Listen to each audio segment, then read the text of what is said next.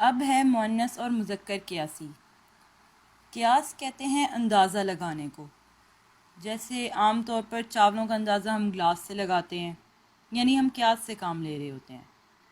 تو مذکر اور مؤنث قیاسی یہ ہوتے ہیں کہ جس اسم میں نر اور مادہ کا تصور موجود نہ ہو، یعنی بے جان چیزیں جو ہوتی ہیں، تو جس لفظ کے آخر میں علامت مؤنث آ جائے اسے مؤنث قیاسی کہا جائے گا، اور جس لفظ کے آخر میں علامت مؤنث نہ ہو اسے مذکر قیاسی کہا جائے گا۔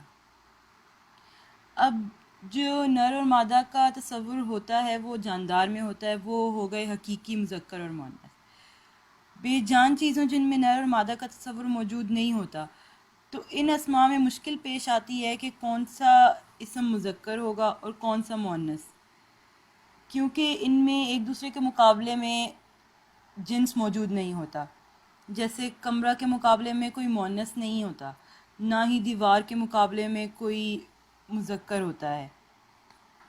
تو ان بے جان اشیاء میں ایسا کوئی تصور نہیں ہوتا، پھر ان اسماء کے مذکر اور مؤنث کے متعلق کیسے فیصلہ کیا جائے گا؟ اصل میں اس بات کا تعلق گرامر سے ہے۔ اردو میں کمرہ مذکر ہے اور دیوار مؤنث ہے، لیکن اردو زبان میں کوئی دلیل نہیں ہے کہ کمرہ کیوں مذکر ہے اور دیوار کیوں مؤنث ہے۔ بعض لوگ مذکر کو مؤنث اور مؤنث کو مذکر کی جگہ بھی استعمال کر دیتے ہیں، کیونکہ ان کے پاس کوئی وجہ ہی نہیں ہے، کہ اردو میں کوئی پہچان ہی نہیں دی گئی کہ کون سا مذکر ہے اور کون سا مؤنث۔ لیکن عربی زبان ترتیب دینے والوں نے ایک علامت، ایک نشانی کے مطابق یہ فیصلہ کیا ہے کہ کون سا اسم نر ہوگا اور کون سا مادہ ہوگا، یعنی کہ کون سا بے جان چیزوں میں سے کون سا اسم مذکر کہلائے گا اور کون سا مؤنث کہلائے گا۔ تو اس کے لیے پہلی علامت یہ ہے کہ جس لفظ کے آخر میں تائے مربوطہ، اس کا دوسرا نام تائے مدورہ بھی ہے، وہ آ جائے تو وہ مؤنث ہوگا، اور جس اسم کے آخر میں تائے مربوطہ نہ ہو وہ مذکر ہوگا۔ جیسے اب کمرہ کی عربی غرفہ ہے اور دیوار کی عربی جدار ہے، تو اس لحاظ سے غرفتن مؤنث ہوگا اور جدارن مذکر ہوگا۔ اس سے ہمیں یہ بھی پتہ چلتا ہے کہ یہ بات ضروری نہیں ہے کہ جو لفظ اردو میں مذکر ہو وہ عربی میں بھی مذکر ہی ہو، اور ضروری نہیں ہے کہ جو لفظ اردو میں مؤنث ہو وہ عربی میں بھی مؤنث ہو۔ جیسے کمرہ جو ہے وہ اردو میں تو مذکر ہے لیکن عربی میں مؤنث ہے، اور دیوار اردو میں مذکر ہے لیکن اردو میں مؤنث ہے۔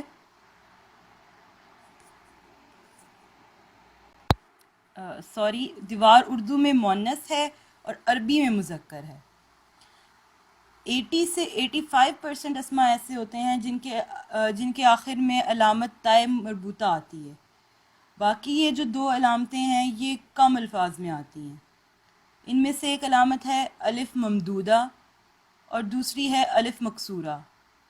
آگے مثالیں دیکھیں گے تو ان کے بارے میں کلیئر ہو جائے گا۔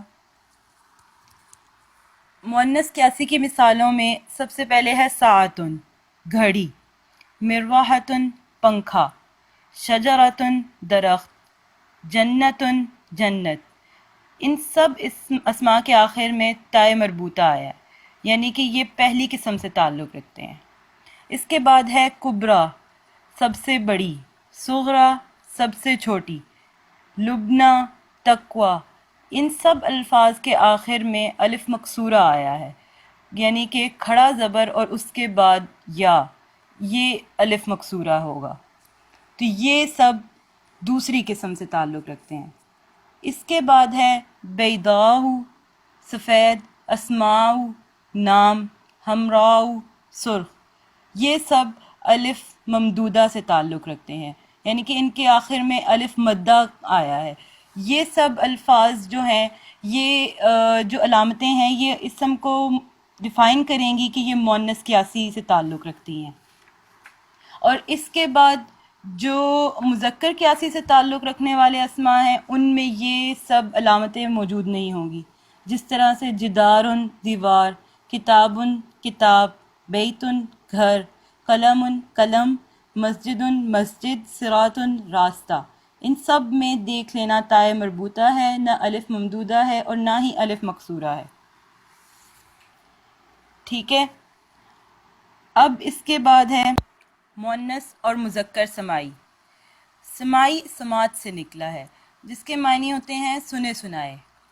یعنی وہ اسماء جنہیں اہل زبان نے مؤنث استعمال کیا ہے مؤنث سمائی کہلائیں گے، اور جنہیں اہل زبان نے مذکر استعمال کیا ہے مذکر کہلائیں گے. دراصل زبان پہلے وجود میں آتی ہے اور بعد میں اس کے قواعد مقرر کیے جاتے ہیں کہ گرامر کے لحاظ سے کیا ہوگا اور کیا نہیں ہوگا.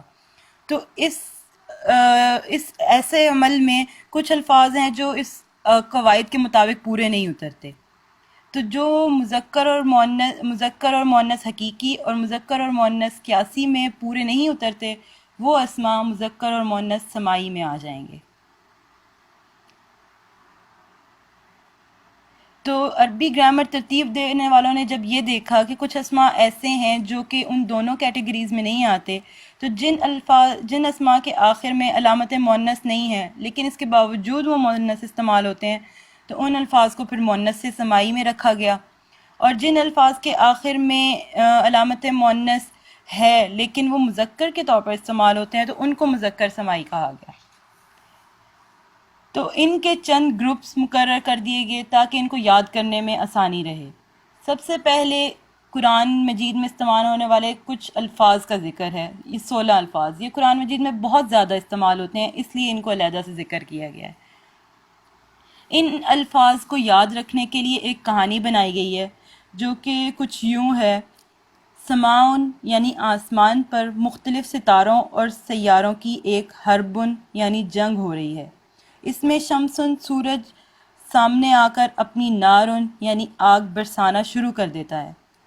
وہاں پر جائزہ لینے والا ایک نفسن یعنی شخص جو رپورٹنگ کر رہا تھا ڈر کر بھاگ کھڑا ہوتا ہے. تیز بھاگنے کے لیے وہ اپنے عصا یعنی لاٹھی کا بھی سہارا لیتا ہے. خوش قسمتی سے اسے ایک آسان سبیلن یعنی راستہ مل جاتا ہے.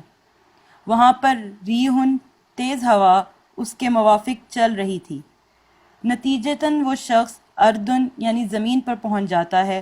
وہاں وہ ایک دارن یعنی گھر میں داخل ہوتا ہے. اسے پیاس کی شدت ہے. اس نے اس گھر میں ایک بیرن کنواں دیکھا. وہ اس کے پاس گیا اور وہاں پڑے ہوئے ایک دلمن یعنی ڈول کو کنویں میں سے بھر کر نکالا اور اسے ایک کاسن یعنی گلاس میں انڈیل دیا. اس نے دیکھا کہ کنویں میں سے خمرن یعنی شراب نکلی. شدید پیاس اسے مجبور کر رہی ہے کہ وہ شراب پی لے، لیکن اس کا ایمان اسے متنبہ کرتا ہے کہ وہ جہنم یعنی دوزخ میں چلا جائے گا. پھر اچانک اس شخص کی آنکھ کھل جاتی ہے، یعنی یہ اس شخص کی رویا یعنی خواب تھی. اس طرح سے یہ کہانی اور اس میں آئے الفاظ یہ 16 الفاظ یاد کرنے میں مدد کرتے ہیں. اس کے بعد دوسری قسم ہے جسم کے اعضاء میں سے وہ اعضاء جو تعداد میں دو ہوتے ہیں، یعنی یدن ہاتھ، قدمن پاؤں، اذنن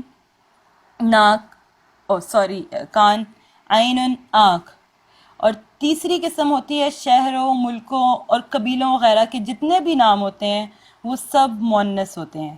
مصرو، مکہ، پاکستانو، یہ سب مؤنث ہوتے ہیں. اس کے بعد مذکر سمائی کے چند گروپس ہیں جن کو دیکھ لیتے ہیں. کچھ اسماء ایسے ہوتے ہیں جن کے آخر میں گولتا موجود ہوتی ہے لیکن اس کے باوجود وہ مذکر استعمال ہوتے ہیں، جیسے کہ شروع میں نے بتایا. تو یہ پھر مذکر سمائی میں آ جاتے ہیں کیونکہ یہ ہوتے تو مذکر ہیں لیکن قاعدے کے مطابق نہیں آ رہے ہوتے، تو اس لیے ان کو سمائی میں ہی رکھا جاتا ہے. ان میں جیسے مردوں کے نام ہوتے ہیں خلیفتن، طلحۃ، اسامۃ، اس طرح کے مردوں کے نام ان میں گولتا آتی ہے لیکن یہ ہوتے مذکر ہیں. اور مبالغے کی تا بھی کچھ الفاظ میں آتی ہے، جیسے علامتن، فہامتن. علامتن یعنی کہ بہت زیادہ علم رکھنے والا، فہامتن یعنی کہ بہت زیادہ سمجھ رکھنے والا. اس کے علاوہ مذکر سمائی میں دوسری کیٹیگری ہے کہ وہ جسم کے اعضاء میں سے وہ اعضاء جو تعداد میں ایک ہوتے ہیں، جیسے رأسن سر، بطنن پیٹ. یہ ایک ہوتے ہیں اس لیے یہ مذکر کے طور پر استعمال ہوتے ہیں. اور جسم کے وہ اعضاء جو تعداد میں 2 سے زیادہ ہوتے ہیں وہ بھی مذکر کے طور پر استعمال ہوتے ہیں، جیسے سنن، دانت، شعرن، بال، یہ سب الفاظ جو ہیں یہ مذکر کے طور پر استعمال ہوں گے. ٹھیک ہے، امید ہے آپ لوگوں کو سمجھ آ گئی ہوگی. السلام علیکم ورحمۃ اللہ.